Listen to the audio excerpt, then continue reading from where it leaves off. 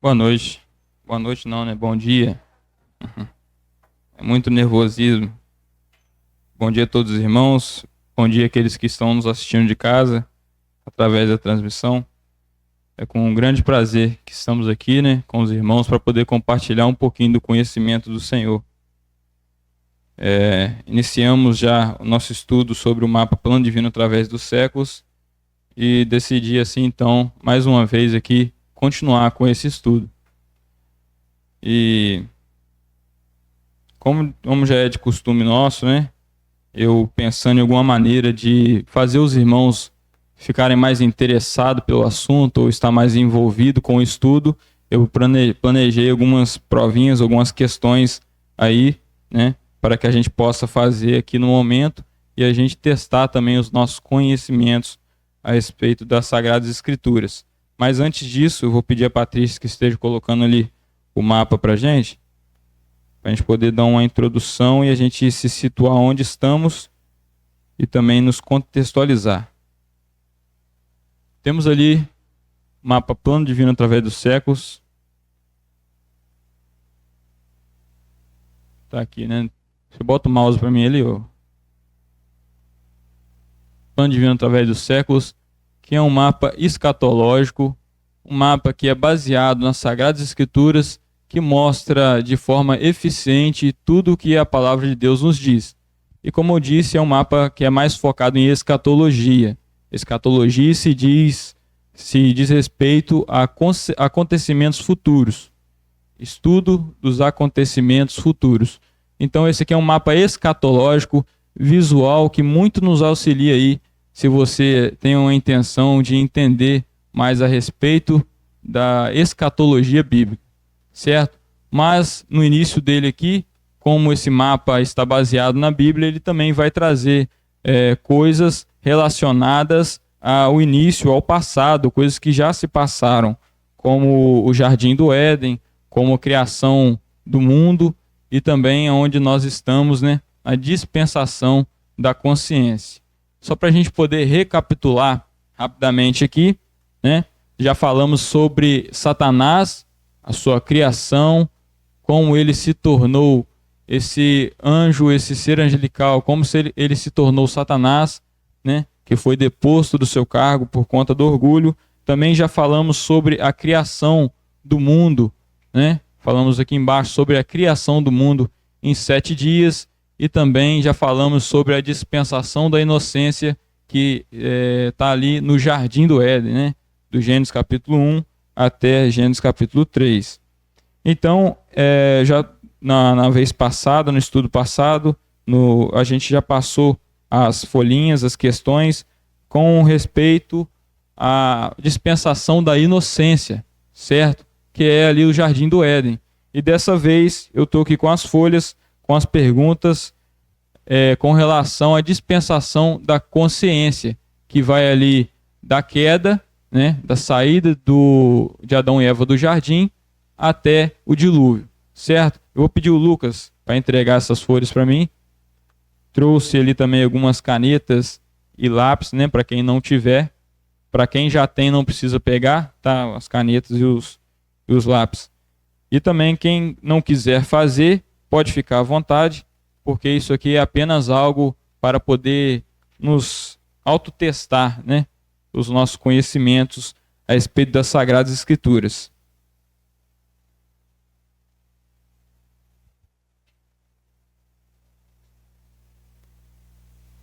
Eu fiz aí 30 cópias, Lucas, mas eu acho, não sei se vai dar para todo mundo, mas se não der também, quem quiser pode me procurar depois. Além de eu estar entregando essas questões, ao verso da folha tem aqui o esboço do estudo de hoje, falando aí sobre essa dispensação da consciência. E aqui estão os principais pontos. E depois que os irmãos pegarem a folha aí, todos pegarem, podem reparar que eu também coloquei aí a imagem para a gente ter um pouquinho, uma noção visual também, né? Caso levem a folha para casa e depois querem se recordar de qual é essa dispensação no mapa, tem aqui a ilustração dela aí no verso da folha. E no canto inferior direito aí da folha, no verso dela, se encontra também aí 2 QR Codes que eu coloquei né? Para quem tiver interesse em adquirir e acessar esse mapa aí virtualmente, pode estar escaneando esse QR Code e vai encontrar aí no Google Fotos, né? Esse mapa. E outro aqui também, o outro QR Code, é para aqueles que querem ter acesso a esses estudos que estamos fazendo sobre o plano divino através dos séculos, tá? Até agora nós temos 2 estudos e esse aqui é o terceiro. O primeiro fala sobre Satanás, o segundo sobre a dispensação da inocência e o terceiro, né, que é hoje, vamos falar sobre a dispensação da consciência. Aí para vocês não poder ficar fazendo essas questões durante a reunião e não prestar atenção no estudo, a gente vai fazer aqui junto, né? Neste momento agora eu vou lendo cada questão e os irmãos podem ir marcando de acordo com o que os irmãos mais acham que está certo, de acordo com a Bíblia.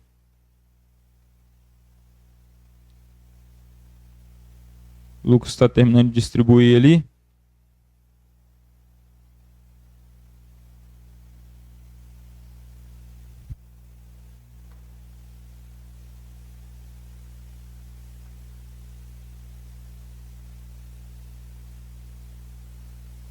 Todas essas perguntas aqui estão baseadas na dispensação da consciência, então está relatada ali de Gênesis capítulo 4 até Gênesis capítulo 8, mais ou menos. 8, 9.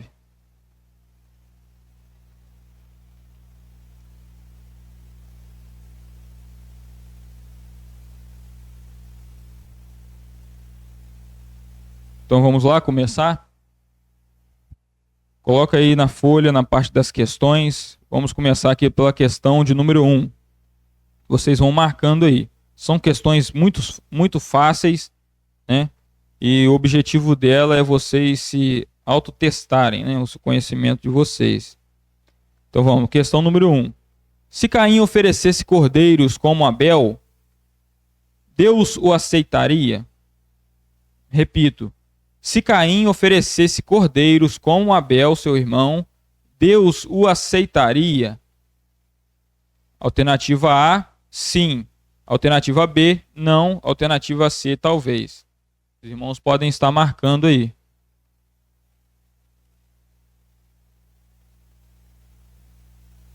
Vamos para a segunda questão. Quem é o sétimo depois de Adão da linhagem de Sete? Repetindo, questão de número 2. Quem é o sétimo depois de Adão da linhagem de Sete? Alternativa A, Enoque. Alternativa B, Sete. Alternativa C, Lameque.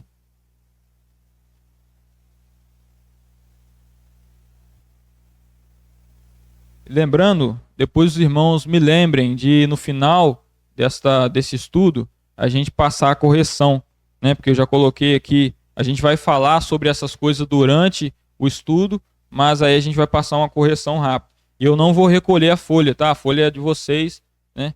Porque vocês vão estar com esse esboço aí também. Mas fica à vontade, se não quiser fazer, não tem problema. Se quiser depois jogar fora, pode jogar fora, não tem problema, tá certo? Questão de número 3. Quem foi o primeiro homem que se casou com mais de uma mulher? Repito, quem foi o primeiro homem que se casou com mais de uma mulher? Letra A, Noé. Letra B, Abraão. Letra C, Lameque.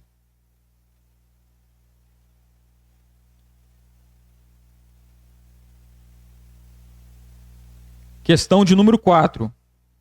Quantos dias Noé ficou na arca? Presta bem atenção aí na pergunta.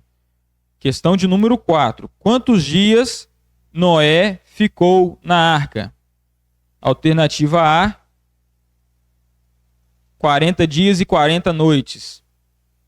Alternativa B, mais de um ano.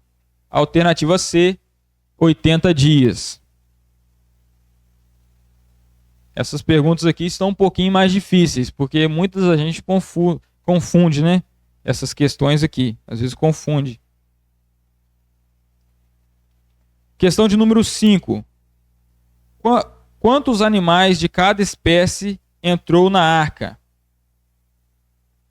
Presta bem atenção na pergunta, hein? Tenta lembrar aí da passagem, porque muitos eu acho que vão errar aqui nessa questão.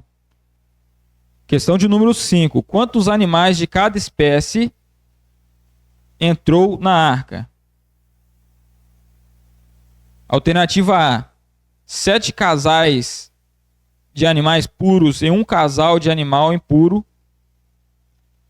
7 casais de cada animal ou 2 casais de cada animal.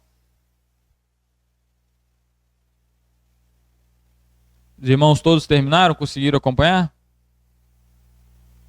Então depois vocês me lembram aí. Tá joia, Lucas? Me ajuda aí. No final você me lembra de a gente passar nessas questões de novo.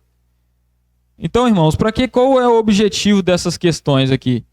Como eu falei, né? É para estimular os irmãos a prestar mais atenção, a estar mais envolvido, né? E que os irmãos também fiquem à vontade para poder comentar, né? Claro que usando da sabedoria do Espírito, comentar coisas que sejam úteis aqui para o nosso estudo ou perguntas. Não precisa ter medo de perguntar, porque nenhuma pergunta é besta, porque se fosse besta você não estaria com dúvida, né? Então não fica com medo de perguntar. Às vezes você acha que uma coisa é simples e não vai perguntar, mas pode perguntar, que às vezes outros que estão com a mesma dúvida, por estar com medo também não pergunta, e todo mundo vai embora para casa com dúvida em certas coisas, certo?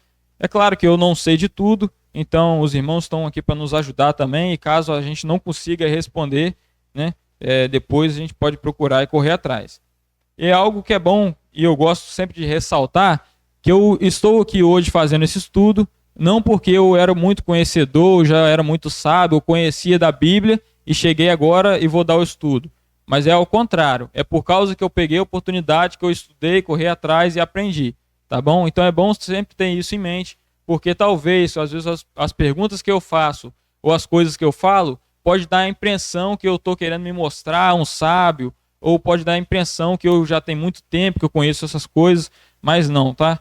Foi desses dias para cá que a gente vai aprendendo e vai conhecendo aí da palavra do Senhor, tá certo? Então vamos lá começar o nosso estudo desse mapa que é muito precioso e que em muitas igrejas deixaram de usar justamente por não ter pessoas capacitadas para dar o ensino. E também muitas pessoas vão aí pegando coisas mais atuais ou mensagens mais atuais e às vezes acabam esquecendo desses materiais mais antigos e conteúdos que muito bom e dá para tirar muito aproveito deles, certo? E também para falar um pouquinho do nosso trabalho que estamos fazendo, o plano original, esse mapa originalmente, né, ele é de 1943, certo? Então ele é bem antigo. Naquela época a pessoa que fez, no caso aí Lawrence Olson, não tinha as ferramentas que temos hoje para poder produzir uma arte bem ilustrada, certo? Então a gente pegou esse mapa e está reilustrando ele e corrigindo alguns pequenos errinhos, ainda mais erros cronológicos, de datas, coisas que naquela época ele não tinha tanta facilidade como temos hoje, para poder pesquisar uma data de quando aconteceu tal coisa. Naquela época não tinha os mesmos achados arqueológicos, então muitas coisinhas ali a gente está modificando, alterando, e cada vez que eu atualizo um pouquinho desse mapa, por ele ser muito grande, ele demora muito tempo para a gente fazer essas coisas. Então cada vez que eu vou atualizando um pouquinho, eu vou fazendo a postagem de uma nova versão, né? Já estamos na versão 7.0, ou na 7ª edição de atualização desse mapa. Nessa última atualização, eu atualizei aqui essa parte superior do mapa, né, que está o sacerdócio de Cristo, né? Essas figuras, essas imagens aqui estão ali no livro de Apocalipse. Temos aqui também o tabernáculo celeste, tribunal de Cristo, bodas do Cordeiro. Também atualizei esses eventos aqui embaixo que acontece ali no livro de Apocalipse, né? A multidão no mar de vidro, né? Aqui a mulher vestida do sol, grávida, né? Temos aqui o filho varão arrebatado. Temos também outras diversas coisas que acontecem ali no livro de Apocalipse, né? E também atualizei essa dispensação da igreja, dispensação da graça, a atual dispensação que estamos, em que aqui ainda estava um pouco confuso, e como se trata de uma dispensação que ainda está acontecendo, muitas outras coisas após 1943 aconteceram. Então a gente foi adicionando aqui conteúdos e dados que o irmão que fez originalmente não tinha acesso, né? Como aqui eu coloquei a data da criação de algumas igrejas, né? Está aqui a data da criação da casa de oração, né? Que se originou do movimento dos irmãos, né? De 1827. Então, muitas coisas interessantes foram adicionadas aqui. Outra coisa também interessante, que o irmão que fez esse mapa, ele falou aí alguns anos antes de Israel voltar como nação.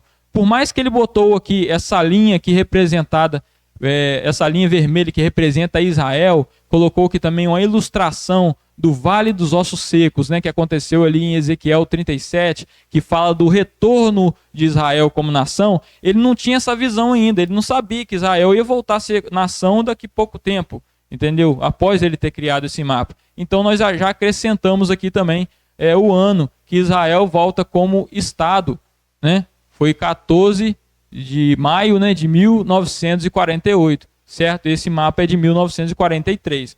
Então os irmãos depois podem estar olhando, podem estar estudando, e sei que vai ser muito útil para o crescimento do conhecimento de vocês.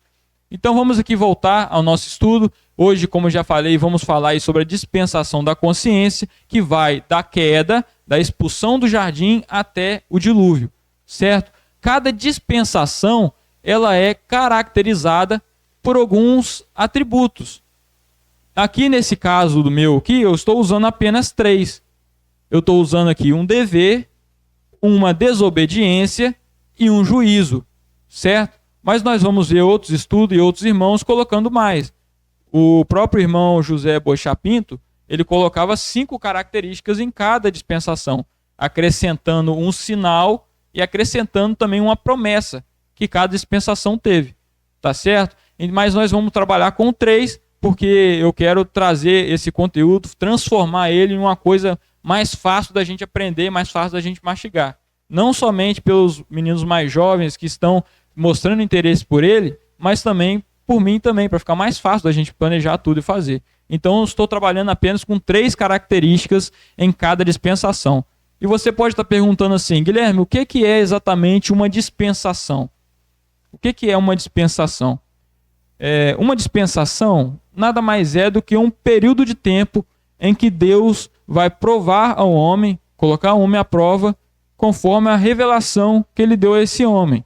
No caso ali da inocência, né, que é a primeira dispensação, a gente teve o dever, que era não comer do fruto, a gente teve uma desobediência, que todas as dispensações terão uma desobediência, né? O homem comeu do fruto, e também temos o juízo, porque Deus não pode deixar uma desobediência impune, não pode deixar uma rebelião impune. Então sempre vai ter um juízo. Cada dispensação vai finalizar com o juízo e vai dar início a outra dispensação. Então aqui, para a gente recapitular um pouquinho, a gente já falou aqui sobre esse início. Deus, quando está no eterno passado, ele vai planejar o seu reino. Deus, quando está no eterno passado, ele vai determinar que Cristo haveria de morrer por cada um de nós. Deus, quando estava no eterno passado, já conhecia todos que iriam aceitar ele como Salvador. Mas isso eu não estou dizendo, não estou falando nada sobre calvinismo ou predestinação em si. Mas estou falando que Deus, ele por ser um ser onipotente, onisciente e onipresente, ele conhece todas as coisas. Não há nada para ele que seja novo.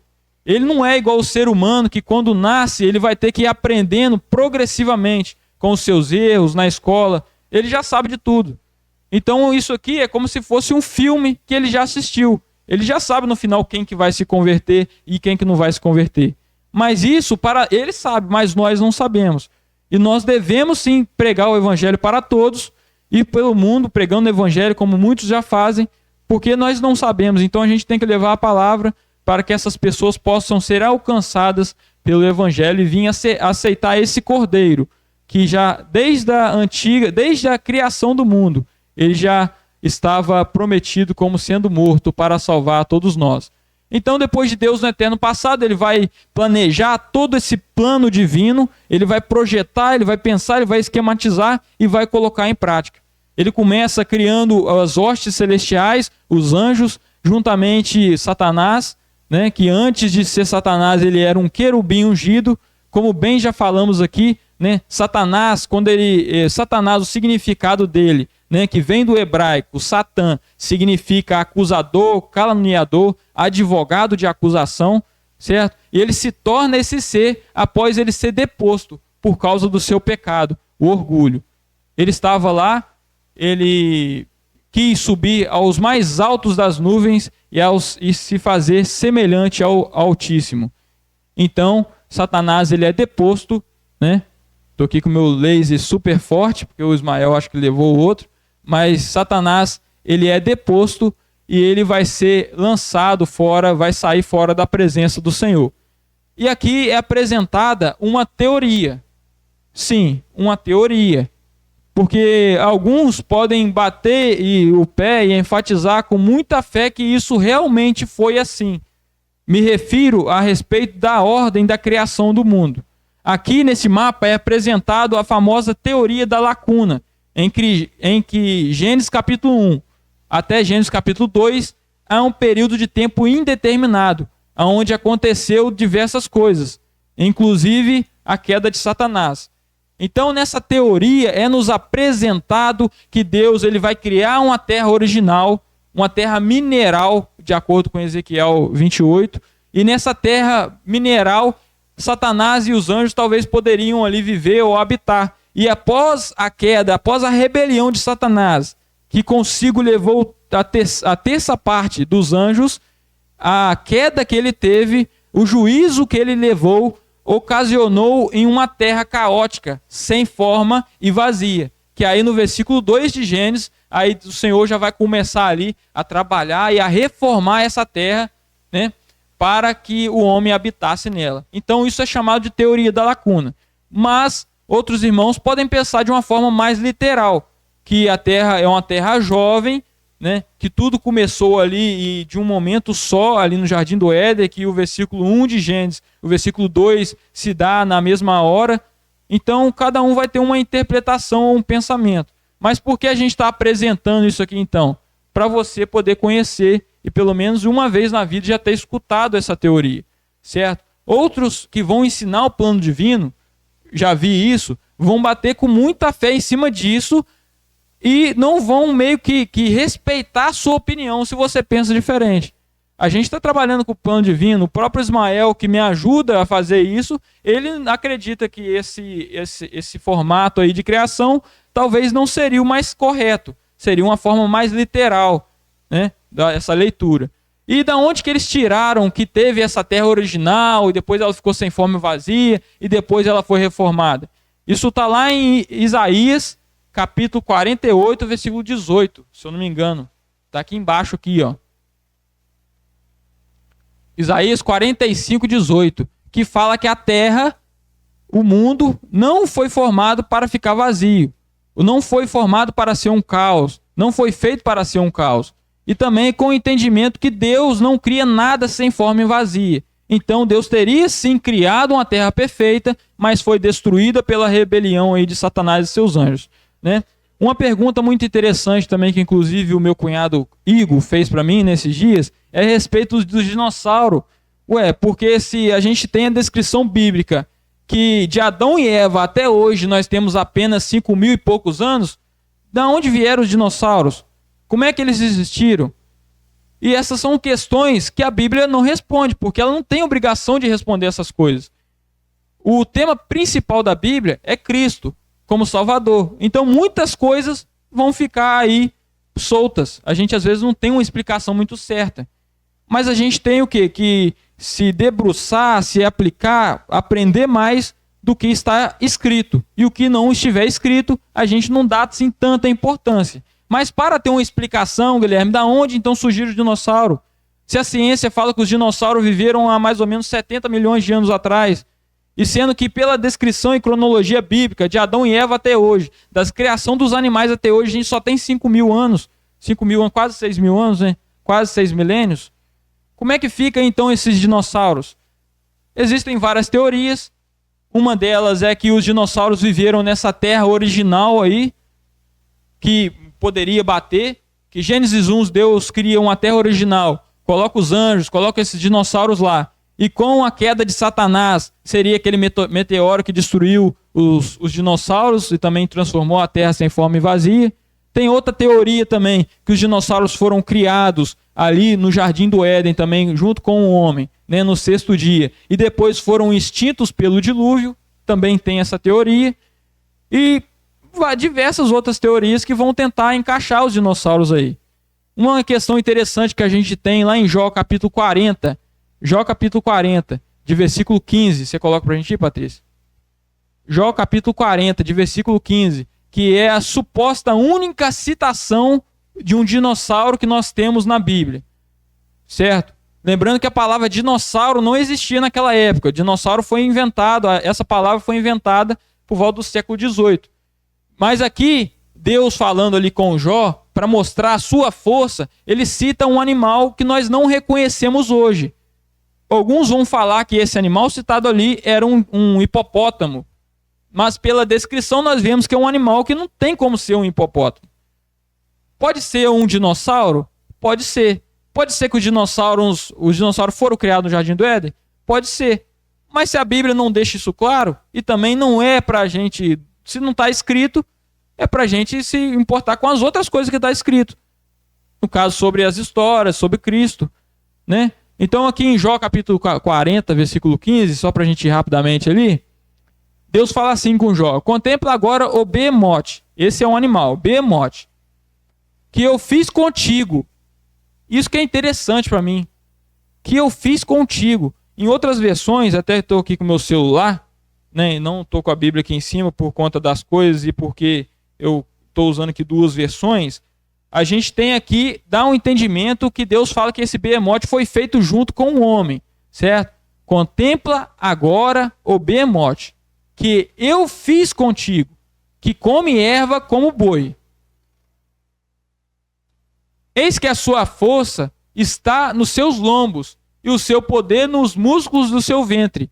Está falando de um animal forte, certo? Até aí, pode ir. Quando quer, move a sua cauda como cedro. Vocês já viram uma árvore, um cedro? Você sabe que árvore é essa? Alguém sabe que árvore é essa, um cedro? Uma árvore muito grande, né? Já viu falar de cedros do Líbano? Não tem uma expressão dessa assim na Bíblia? Era uma árvore que era muito grande, é um tronco. Aqui está falando que esse animal, quando ele quer, ele move sua cauda como se fosse um cedro. Então o hipopótamo já não é, porque o hipopótamo tem um rabinho igual um porco, né? Pequenininho, enroladinho, não sei, né? E ele continua: os nervos da sua coxa estão entretecidos. Os seus ossos são como tubos de bronze. A sua ossada é como barras de ferro. Então está falando de um animal grande, forte, né? Ele é a obra-prima dos caminhos de Deus. O que o fez, o proveu da sua espada. Vou estar lendo aqui na outra versão, que a gente vai ter um entendimento um pouquinho melhor, né? Está na versão Almeida corrigida de 2017. Na última Almeida que saiu, né? Jó, capítulo 40, versículo 15 em diante. Está aqui na versão NVI, né? Vou ler de novo. Veja o behemote que criei quando criei você, e que come como boi. Que força ele tem em seus lombos, que poder nos músculos do seu ventre. A cauda dele balançava como cedro. Os nervos de suas coxas são firmes e entrelaçados. Seus ossos são canos de bronze. Seus membros são varas de ferro. Ele ocupava o primeiro lugar entre as obras de Deus. No entanto, o seu Criador pode chegar a ele com a sua espada. Aqui está falando do poder de Deus. Deus está falando com Jó aqui do seu poder. Tá certo? Então aqui temos uma citação de talvez um dinossauro. Mas como eu disse, é algo que a Bíblia não fala. E se a Bíblia não fala, a gente vai estar deixando de lado. Algo que não tem tanta importância. Mas ainda assim nós encontramos fósseis. Os fósseis estão aí. Os fósseis são datados e eles estão aí, né? Podem ser que os fósseis já foram criados no Jardim do Éden como fósseis? Eu acredito que pode ter sido sim. Pode ser que esses fósseis que são encontrados hoje, eles já foram criados como os fósseis, certo? Porque, pensa só comigo, vamos pegar aqui os melhores cientistas que temos hoje. Vamos levar eles até o Jardim do Éden. após 1 hora de Deus ter criado os homens, os animais, as vegetações ali, tá tudo novinho.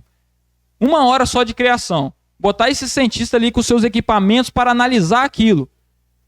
Será que eles iriam dizer que aquilo foi criado apenas há 1 hora? Com certeza não. Eles iam analisar e eu compreender que aquilo já tinha sido criado há muito tempo. Porque já tinha ali árvores crescidas, já tinha um ser humano com a aparência de 30 anos, então é impossível provar, né, o cientista com suas ferramentas humanas, provar que aquilo tinha sido criado há pouco tempo. Em Hebreus capítulo 11, versículo 3, eles nos dizem uma coisa que para mim é fantástica a respeito dessas coisas de criação, de ciência, de tanto tempo que a ciência diz que a Terra tem 4.005 bilhões de anos, diz que o universo tem 13.008 bilhões de anos.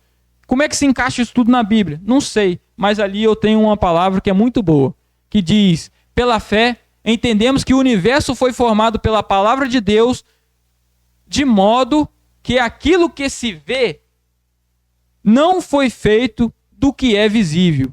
Aquilo que se vê, a natureza, as rochas, as árvores, os fósseis, foi feito de uma maneira que nós não conseguimos enxergar. Por quê? Porque somos humanos e as ferramentas científicas que temos para calcular e estimar a data aí dessas coisas, elas são limitadas, vamos dizer assim. Mas agora, passando essa questão dos dinossauros, espero que eu tenha respondido de uma maneira que os irmãos acharam correta, né? Mas tem muitos outros pensamentos. Em relação a isso aí, tem um livro escrito Disse Deus. Ele foi escrito por um cientista e ele refuta muita coisa em relação ao dinossauro. E é uma explicação muito plausível. Né? Depende se ele fala assim, que diferença faz para mim? Mas a nossa fé, ela é baseada, ela é fortalecida através de conhecimento. O conhecimento pode nos aproximar de Deus e o conhecimento pode nos distanciar de Deus. Então esse cientista ele traz muito essa informação. O título do livro é Disse Deus. E ele explicando sobre a relação do dinossauro, a vivência do dinossauro é uma prova física que o dilúvio houve. Né? Porque ninguém vai soterrar um animal daquele tamanho por livre e espontânea vontade. Só uma catástrofe natural para haver soterramento de corpos. Né? Porque uma lógica é muito interessante. Então esse livro ele traz para a gente uma explicação muito interessante e que abre a nossa mente e que ele refuta essa datação de bilhões de anos, que não é uma comprovação real. Nem todo cientista eles concorda com esse tipo de datação, que essa datação de carbono 12 é verdadeiramente possível de dar uma data. O carbono 14, né? É o meio de eles conseguirem datar as coisas. É a ferramenta utilizada. É a radiométrica, parece que chama. E uma delas é o carbono 14, que eles vão calcular a idade de rochas muito antigas e tal. Mas esse não é o assunto de hoje, gente. Eu deveria ter feito esse assunto falando sobre a criação no primeiro estudo, mas eu dei uma coisa bem resumida. Talvez no final, quando a gente terminar esse plano divino, eu faço assim o primeiro estudo, que seria ser a criação e a relação entre essa ciência, que nós chamamos de ciência, mas na verdade o que dizemos ser a ciência não é uma coisa unânime. Na ciência, muitos cientistas têm muitas teorias diferentes, e até aquela teoria do Big Bang não é a única, tem muitas outras teorias de criação, e a gente podia falar um pouquinho disso baseado na Bíblia aqui, mas vamos deixar aí para a próxima. E uma coisa que, qualquer assunto que a gente tiver, qualquer dúvida que a gente tiver a respeito das Escrituras, a respeito do livro de Apocalipse, mas como é que pode ser isso aqui que está falando? Qualquer dúvida, a gente tem esse versículo aqui em Deuteronômio 29, versículo 29, que também, qualquer dúvida que a gente tiver, a gente tem que saber que Deus nos revelou o que Ele queria através da sua Bíblia. Mas ali não está todas as respostas para todas as coisas, para todas as suas vírgulas. Não tem. Mas está escrito ali em Deuteronômio 29, 29. As coisas encobertas pertencem ao Senhor, o nosso Deus. Mas as reveladas pertencem a nós e os nossos filhos, para sempre, para que sigamos todas as palavras dessa lei. Então as coisas que estão encobertas pertencem ao Senhor. e os que estão revelados pertencem a nós. O que temos revelado, o que está na Bíblia, o que está na palavra de Deus, certo?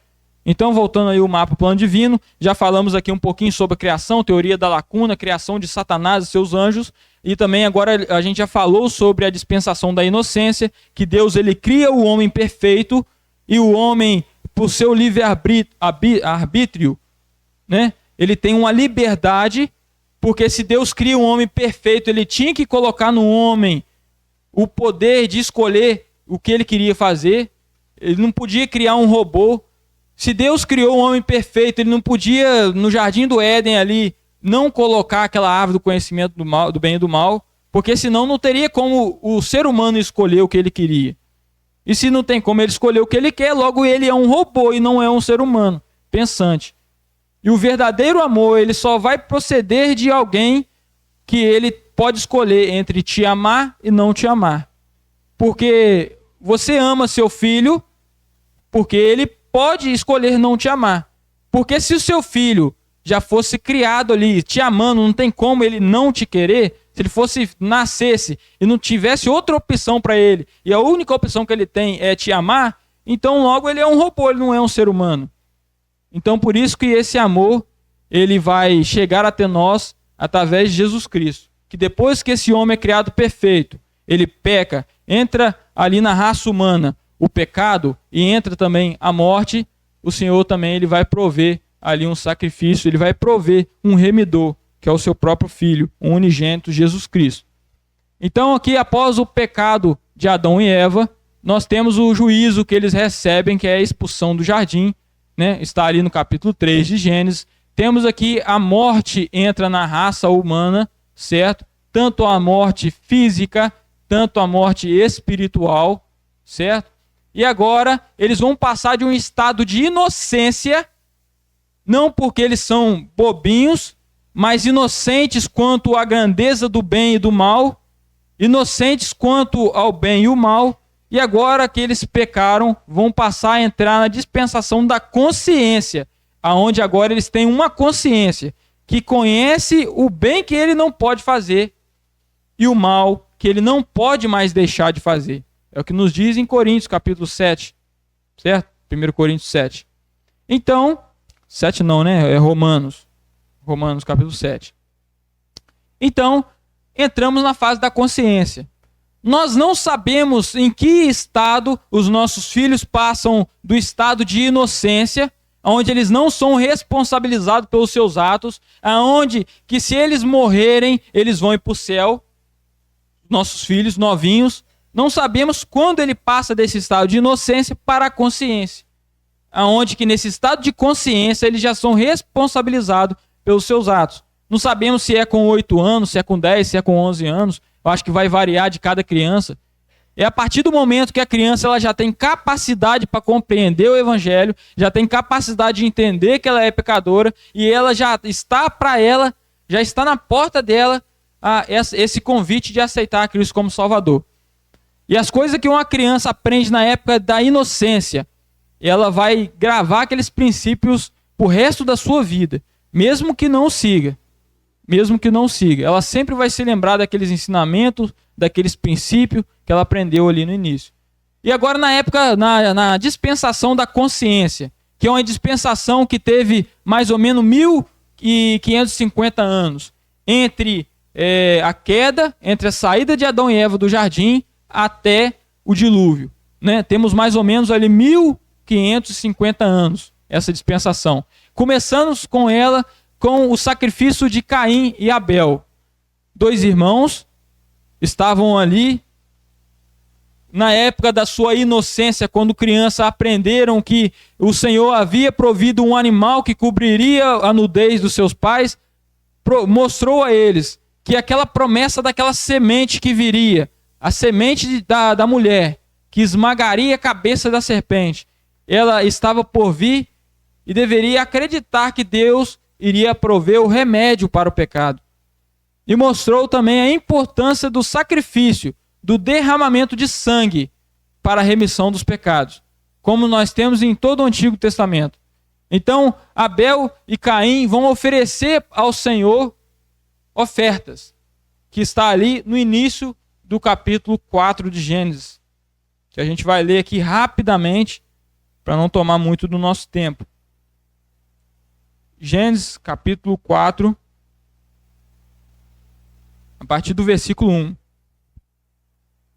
Vou ler aqui na versão NVI.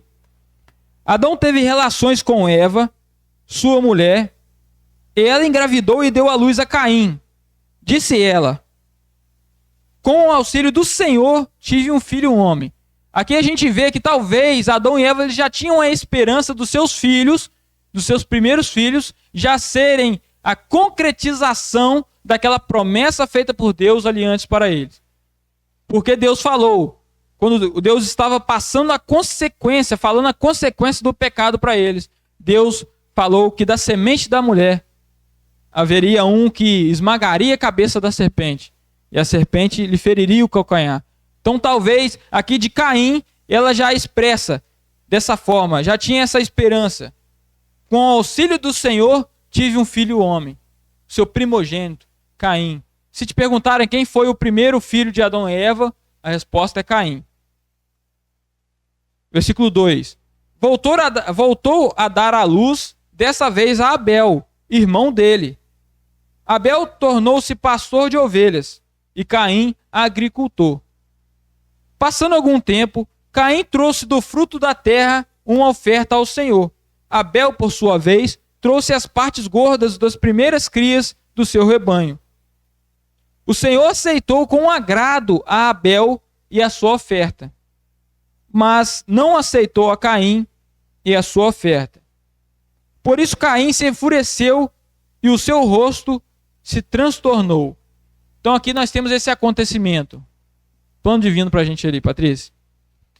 Em que os dois vão apresentar ao Senhor um sacrifício. Abel, ele vai trazer as primícias das suas ovelhas, cordeirinhos. Já Caim vai trazer do fruto da terra. Terra em que em outro momento, em que no capítulo anterior, teria sido amaldiçoada por Deus. Então chega para ele duas ofertas.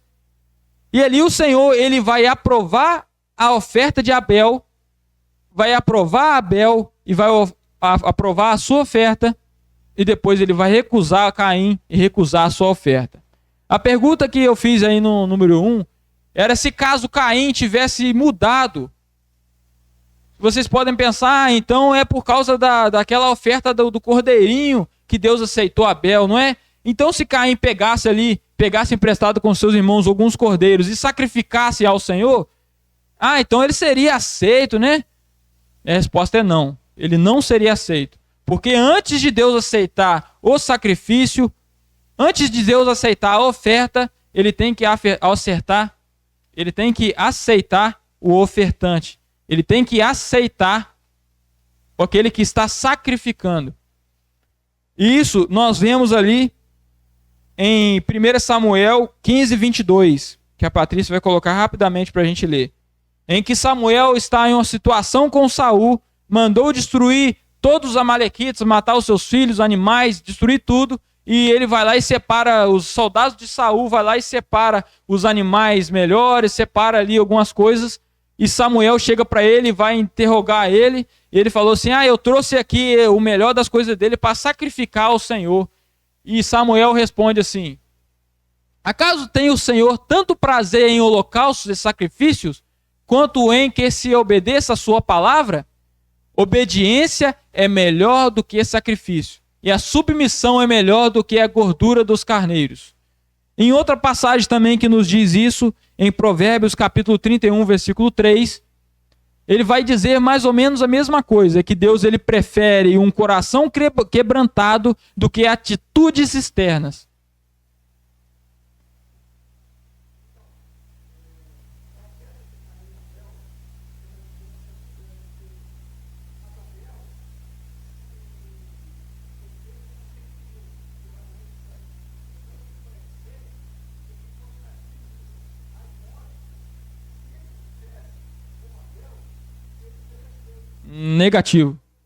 Negativo, não seria aceito.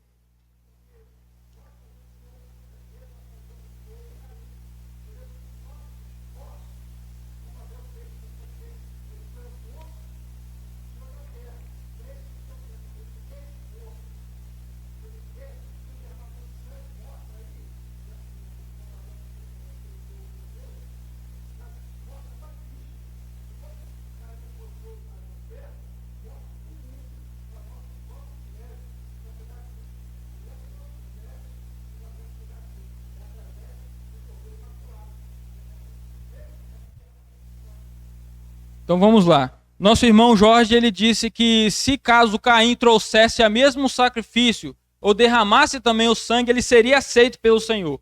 Mas vemos aqui pela palavra de Deus, e ainda mais em Hebreus capítulo 11, na galeria dos heróis da fé, que Abel ele foi feito através da sua fé. Foi aceito através da fé. E Caim não teve essa fé, porque as duas coisas têm que estar alinhadas. O holocausto, o sacrifício certo realmente seria o cordeiro. Mas Abel, por não ter a fé, por não acreditar naquela promessa que Deus faz em Gênesis capítulo 3, ele não... Caim, né? Caim, por não acreditar nisso, por não ter a fé, ele não é aceito. Em Hebreus capítulo 11, versículo 4, eu vou ler aqui porque já tem escrito, que diz assim: foi pela fé que Abel ofereceu a Deus um sacrifício melhor do que Caim. Por causa da sua fé, Deus aprovou Abel e disse que ele era justo. Deus aprovou Abel por causa da sua oferta de sacrifício. E mesmo depois de morto, Abel ainda falava por causa da sua fé. Então vemos que Abel ele foi aceito primeiro pela sua fé e depois Deus aceitou o sacrifício dele. Então, se Caim, no estado que ele estava de incredulidade, ele não poderia ser aceito mesmo que mudasse ali o seu sacrifício. Mas eu entendi que o irmão Jorge falou. Nós geralmente usamos uma aplicação em cima disso, em que Abel ele vai sacrificar um cordeiro, um animal que nasceu, cresceu, não por conta dele, mas sim porque o Senhor fez aquele animal crescer. Uma coisa que ele não tinha muito esforço dos seus braços em cima daquilo. Foi sacrificado, mostrando que a nossa salvação ela é através do derramamento de sangue, por algo em que nós não temos controle, por algo que não podemos pagar. Já Caim, ele trouxe uma oferta do fruto da terra, que ele cultivou, ele se esforçou, ele trabalhou, representando o homem, tentando ser aprovado por Deus através das suas obras. Essa é a aplicação, né, Jorge, que nós fazemos em cima. Mas entendeu, Jorge, o contexto aqui?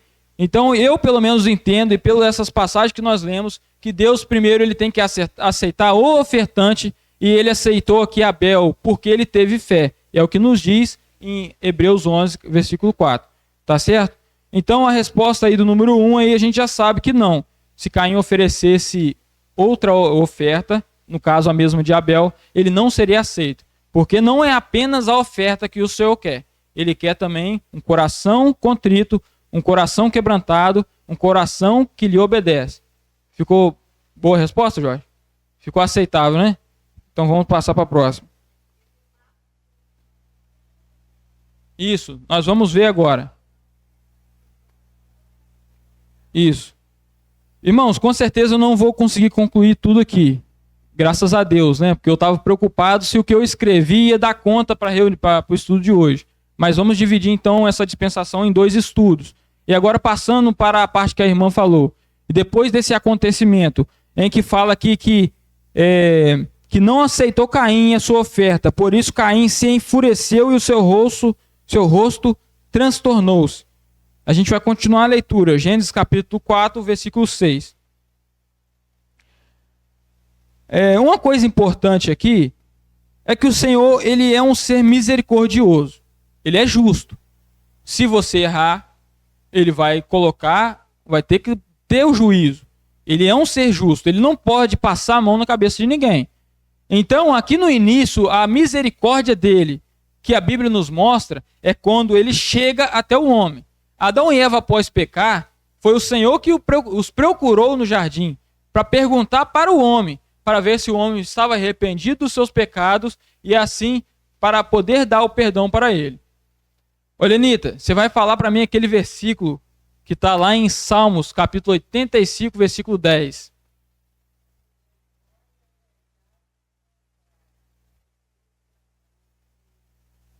Esse salmo é fantástico. Eu falei para a Lenita, porque da outra vez ela foi a única que lembrou, né, Lenita, desse salmo.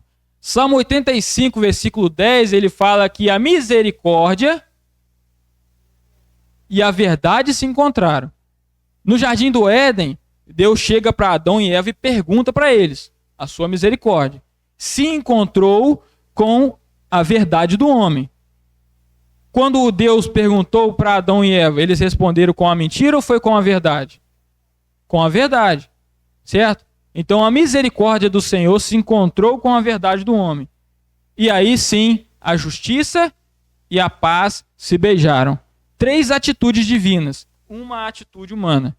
Assim como o Senhor, ele chega até o homem e vai perguntar, e o homem vai ter que responder com a verdade, ou seja, Senhor, eu sou pecador, reconhecendo que ele é pecador. Aí sim, a justiça do Senhor, ele precisava saciar a sede da sua justiça e a paz vão se encontrar. E aqui nós vemos que Caim, ele teve 2 misericórdias, porque após ele ter pecado, após ele ter ali se enfurecido, o Senhor chegou para ele, usando de misericórdia para com ele, perguntou a ele.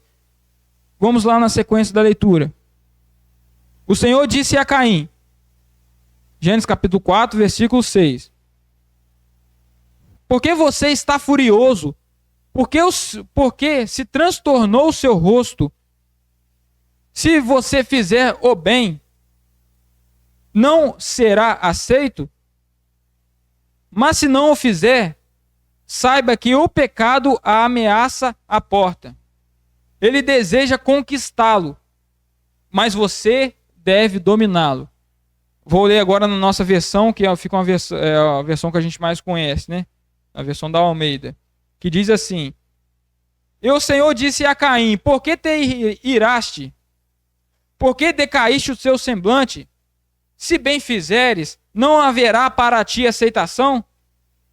E se não fizeres bem, o pecado jaz à porta, e para ti será o seu desejo, e sobre ele o dominarás. Então aqui o Senhor chega com misericórdia para Caim após o seu pecado e dá um aviso a ele. Mas Caim não dá ouvidos ao Senhor, então continua assim. E falou Caim com o seu irmão Abel.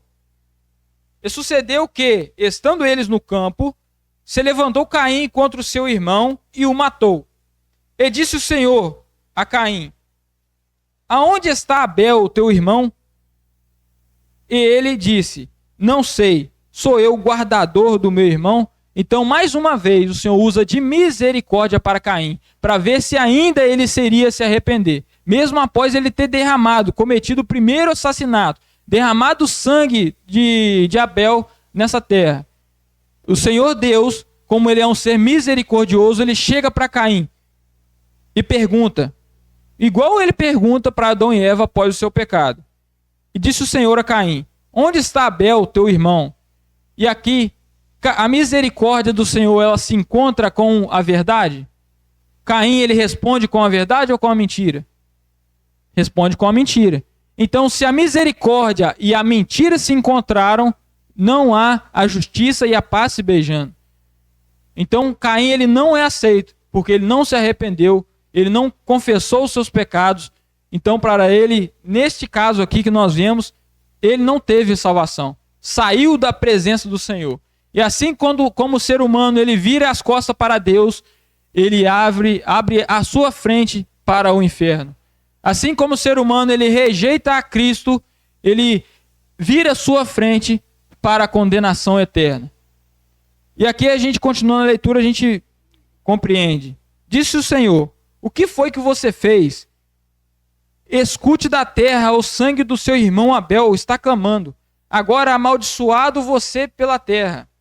Agora é amaldiçoado você pela terra, que abriu a boca para receber o sangue do seu irmão. Quando você cultivar a terra, essa não lhe dará mais da sua força. Você será fugitivo errante pelo mundo. Disse Caim ao Senhor, meu castigo é maior do que eu possa suportar. Existe pecado que o Senhor não pode perdoar? Existe alguma pessoa que aqui em vida o Senhor não possa alcançar com a sua misericórdia? Existe alguém aqui na terra que o Senhor não possa alcançar com a sua misericórdia? Que o perdão do Senhor não consegue alcançar? Que o sacrifício perfeito de Cristo ali na cruz não consegue limpar essa pessoa? Não há ninguém. Porque todos nós pecamos. E destituído estávamos da glória de Cristo. Mas o Senhor, amando o mundo, ele envia seu Filho para morrer por nós, em que ele vai derramar um sangue justo, como Abel também derramou ali um sangue de um animal, de cordeiros, como Deus outrora havia matado para cobrir a nudez de Adão e Eva, derramando o sangue nas relvas verdejantes do jardim e cobrindo assim a nudez demonstrando, cobrindo o nosso pecado através do sangue de Cristo Jesus. E aqui na continuação, Caim vira as costas, o Senhor coloca nele um sinal, não sabemos qual é o sinal que Caim recebeu, não vamos entrar nesse assunto, porque a Bíblia não esclarece, não deixa claro qual o sinal que Caim recebeu após ele sair da presença do Senhor, não sabemos, mas depois, dando continuidade, a gente vê aqui a geração ímpia de Caim. É citado aqui ainda neste capítulo 4 de Gênesis, que Caim ele vai tendo filhos. E o primeiro dos seus filhos, Enoque, ele coloca o nome de uma cidade com esse nome. Enoque, o nome do seu filho. E a gente vai ver com o passar aqui, que vai vindo as gerações de Caim, que chega até o sétimo após Caim, que se chama Lameque. Ele vai ter ali 4 filhos. E cada um desses filhos representa as conquistas e tudo que o homem quer aqui na terra. Mostrando assim uma linhagem de Caim, que tinha tudo do bem e do melhor. Uma linhagem de Caim, que era rica. E outra linhagem de Sete, que era humilde, que estava esperando e aguardando completar aquela promessa que havia sido feita ali no jardim. E a gente vê aqui, voltando no mapa, para a gente ver isso ilustrado, porque temos isso ilustrado, né? Aqui está o sacrifício de Caim, a oferta de Caim, em que a sua fumaça desceu para o mundo, para a terra, e temos a oferta aqui de Abel, que subiu como cheiro suave ao Senhor. Temos aqui embaixo a geração e a descendência de Caim, e vemos que aqui o sétimo Lameque, como eu bem havia dito, ele vai ter aqui 4 filhos. Temos aqui Tubal-Caim, que diz a palavra do Senhor que ele era mestre em trabalhar com o ferro, com o cobre, né? Vamos ler a passagem, para a gente não ficar perdido aqui. Ela se encontra ali em Gênesis capítulo 4, versículo 19 em diante. Tá aqui, ó. Ada deu à luz a Jubal, que foi o pai daqueles que moravam em tendas e criavam rebanhos. Então temos aqui, representada a riqueza, um dos seus filhos, pai daqueles que criavam rebanhos e habitavam em tendas. Agora, a continuidade, nós lemos que o nome do irmão dele era Jubal, que foi o pai de todos que tocam a harpa e flauta, ou seja, a música. Temos a riqueza e temos a música.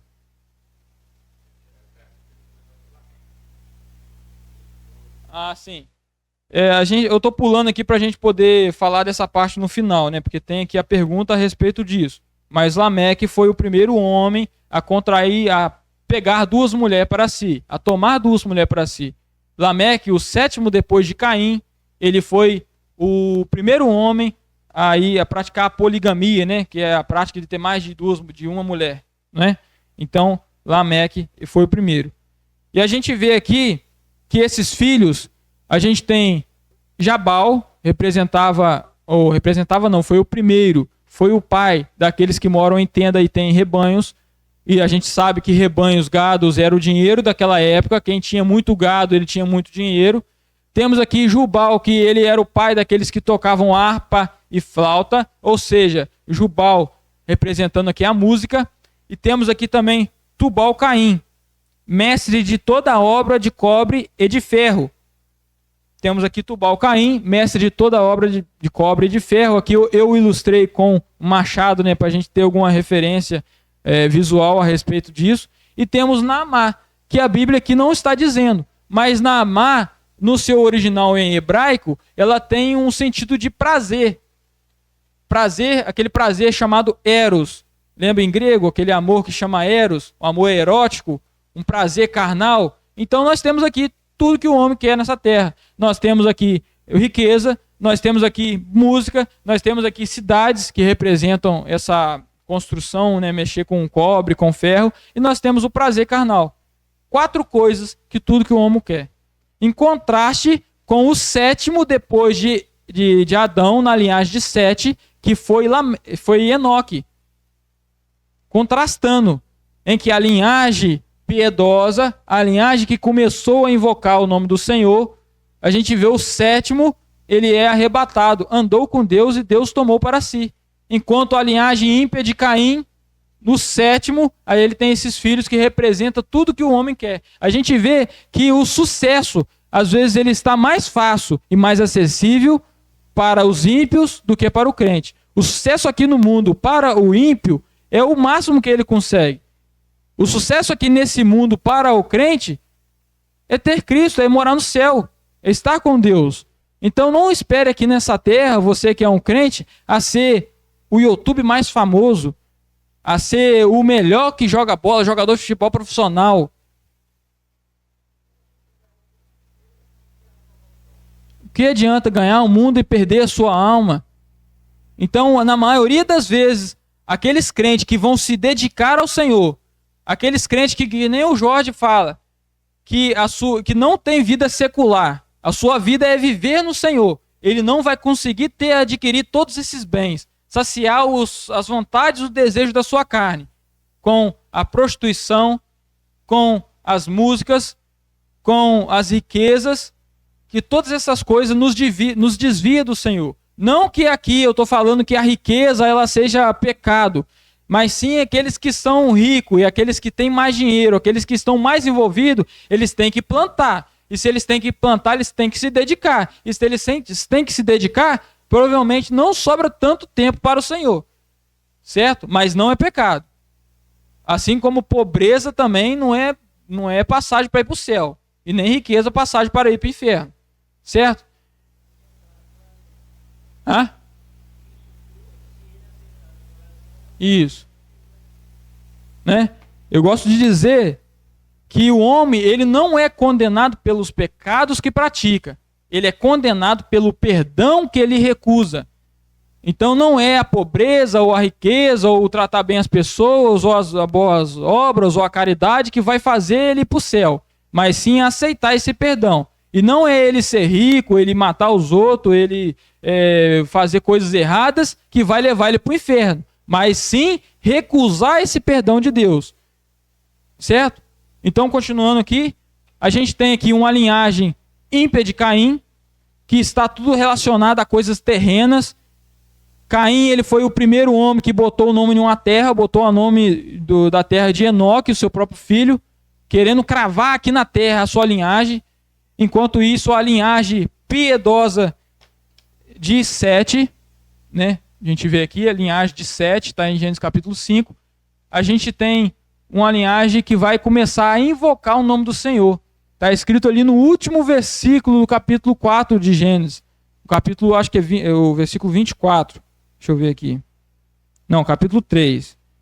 Capítulo 3 de Gênesis. Capítulo 3 de Gênesis, versículo 24. Que diz: depois de expulsar o homem, colocou ao leste... Não, está mais na frente aqui, está aqui no 4 mesmo. Capítulo 4, último versículo. Também Sete nasceu um filho, a quem deu o nome de Enos. Nesta época, começou-se a invocar o nome do Senhor. Temos aqui duas linhagens diferentes. E vemos ali que o sétimo depois de Caim, a descendência ímpia, vai ter tudo aqui que o homem quer. E o sétimo depois de Sete, ele vai ter aí, vai ser transladado. Ele não passou pela morte, ele não viu a morte. Porque diz a Bíblia que ele andou com Deus e Deus o tomou para si. Aqui em cima temos aqui a ilustração de Enoque transladado, né? Isso aqui foi uma das primeiras imagens que eu comecei a colocar no mapa.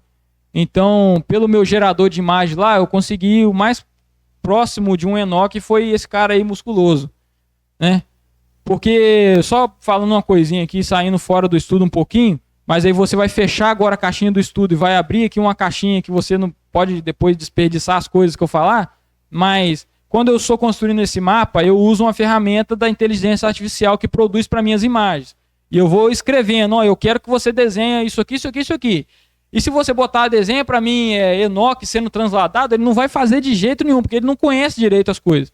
Então, para fazer essa imagem aqui, eu coloquei assim, desenha para mim Abraão com as mãos para o alto, feliz e com as nuvens em volta dele. Porque se eu falo Abraão, ele conhece, ele vai botar um cara mais ou menos com aquelas vestes, com aquela roupa ali, Entendeu? Então, só explicando um pouquinho de como é que eu chego e como é que eu faço essa ilustração, né? Temos aqui esse Enoque bem fortinho, né? Então, aqui, Enoque, o 7º depois de Adão, foi trasladado. Irmãos, vocês devem estar pensando, Guilherme, mas tem tanta coisa magnífica que podemos tirar dessas passagens, como Enoque andou com Deus, não passou pela morte, mas a gente aqui está tendo um foco, que é estudar o plano divino e dar um segmento rápido, porque o plano divino pega muitas coisas que estão na Bíblia, e a Bíblia ela é muito grande, não dá para a gente fazer isso em 10 estudos, então a gente às vezes vai passar por cima de alguns assuntos, correndo, certo? E aqui, gente, para a gente poder finalizar aqui esse estudo de hoje, a gente pode estar falando sobre o dilúvio no próximo estudo, né? Terminando aqui então essa dispensação da consciência. Nós vemos aqui que o dever dessa dispensação, ela foi servir e obedecer a Deus. Aqui nessa parte da folha que está escrito introdução, aqui embaixo tem escrito aqui, ó, dever servir a Deus, desobediência à corrupção humana, que nós vamos ver, que os filhos de Deus viram a beleza dos filhos dos homens e se corromperam. E nós temos aqui o juízo, que foi o dilúvio. E só para a gente poder aprender, se você não entendeu nada da que tem aqui e poder levar alguma coisa a mais para sua casa, uma pergunta. Vocês lembram quais são as 7 dispensações? Nós já falamos aqui outra vez, mas é só para relembrar. E todas as vezes a gente pode estar relembrando. Quem sabe quem é a primeira? Tá fácil.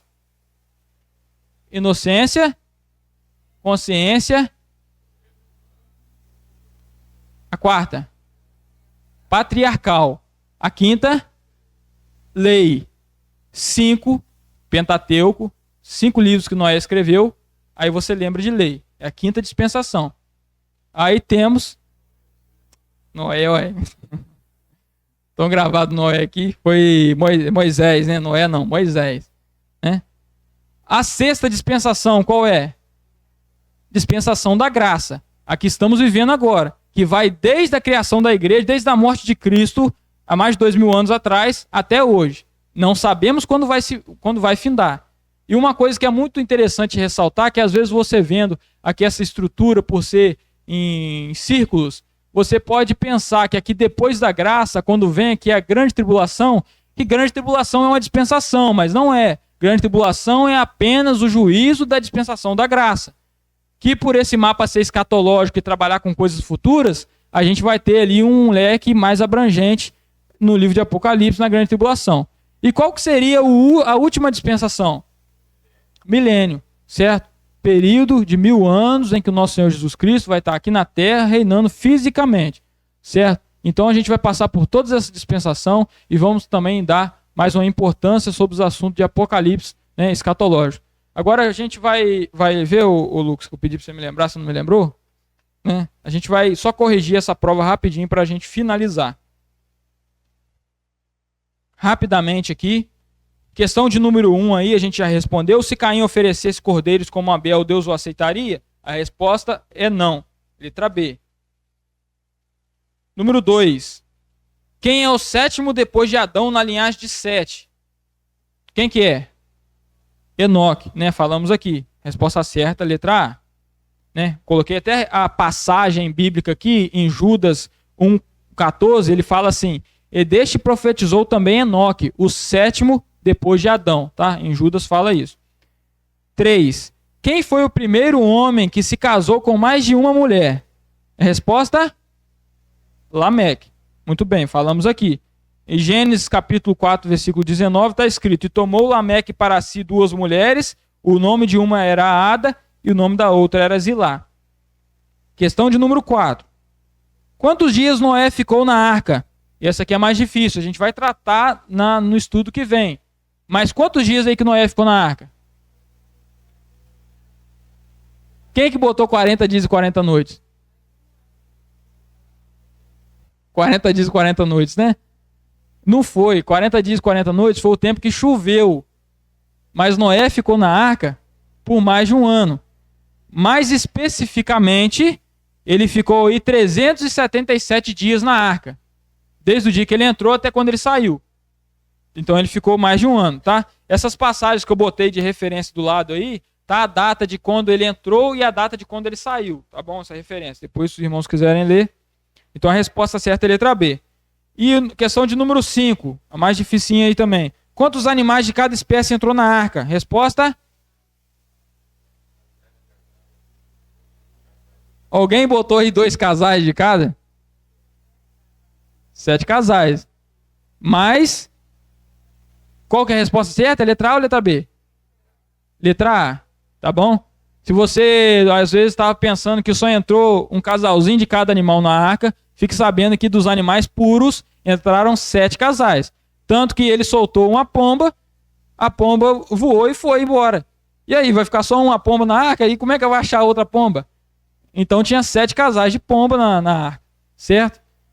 Então a referência bíblica está aí em Gênesis capítulo 7, versículo 2, que fala assim: leve para a arca 7 casais de cada espécie de animal puro, macho e sua fêmea, e um casal de cada espécie de animal impuro, macho e sua fêmea. Tá bom? Então, irmãos, espero que esse estudo aqui possa ter acrescentado na sua vida algum ensino, algum conhecimento, e daremos continuidade a ele mês que vem, onde vamos falar sobre o dilúvio e terminar a dispensação da consciência. Tá bom? Que o Senhor Deus possa usar do seu Santo Espírito para levar a cada um o que Deus bem desejar para nós, né? Amém?